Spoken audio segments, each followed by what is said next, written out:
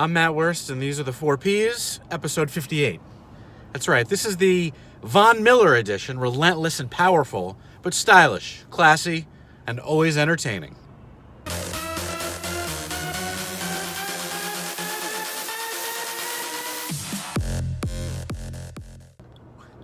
Okay, now that my jaws have thawed out from the deep freeze here in the Northeast, let's go.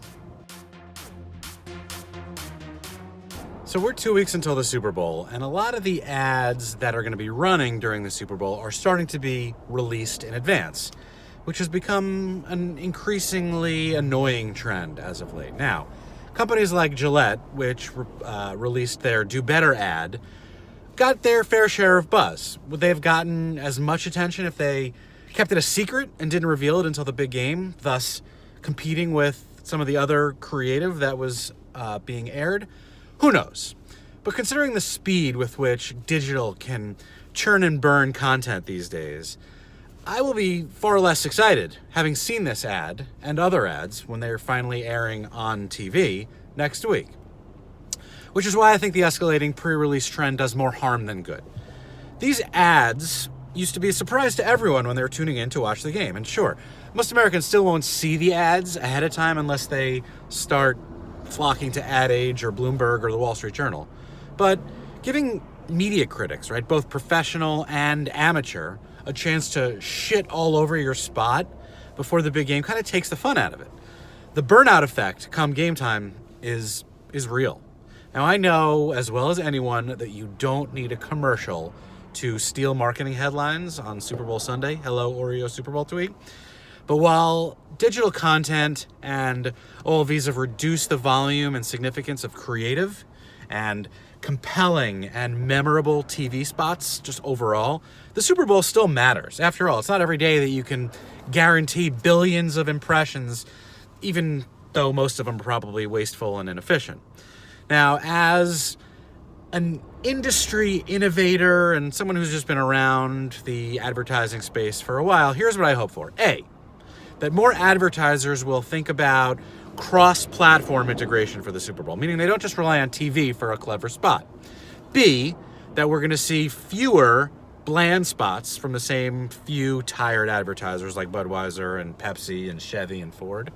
And C, that more advertisers will choose to keep their content under wraps until the actual game itself.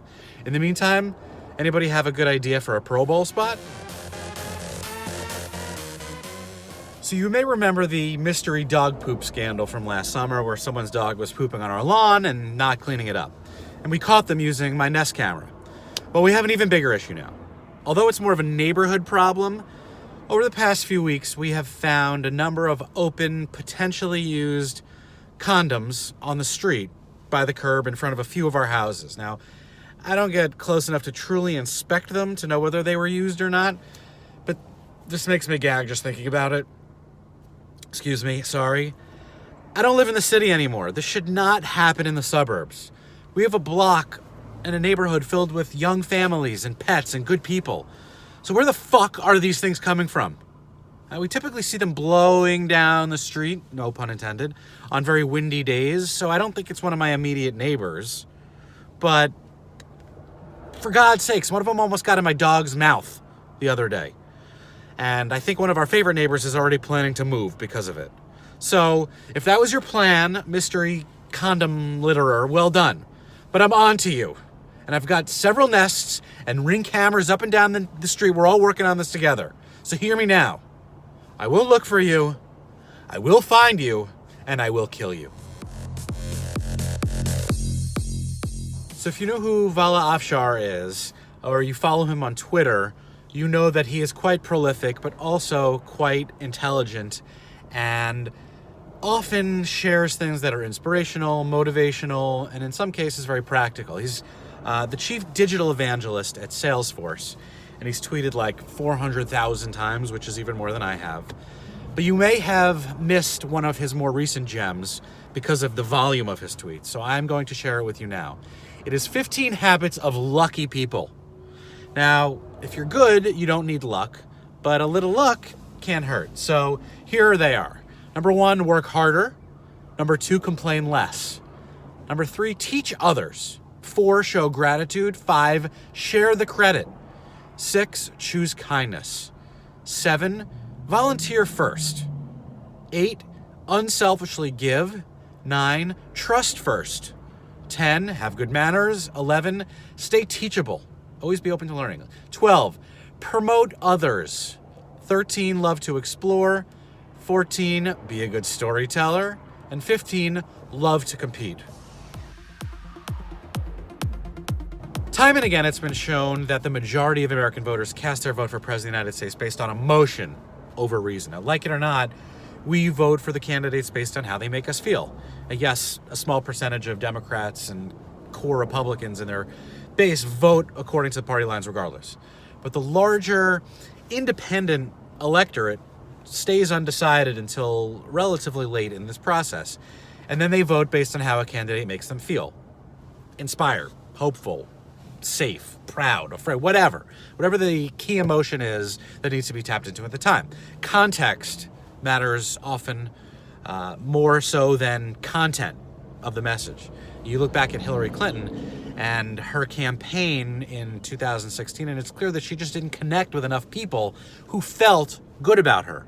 Democratic primary voters cannot make that mistake again.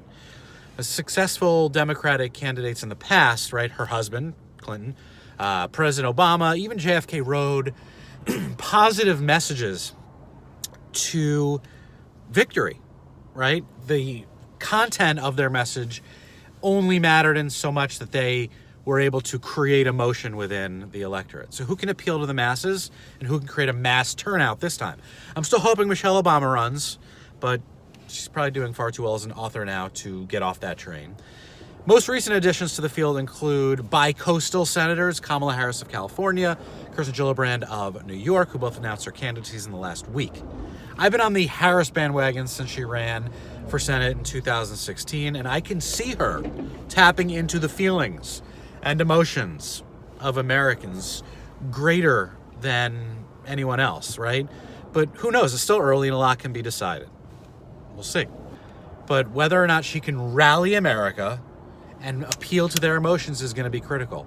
Each and every single one of the Democratic candidates we align with 95 to 99% when you're actually looking at them in their town halls and in their debates. Who can win?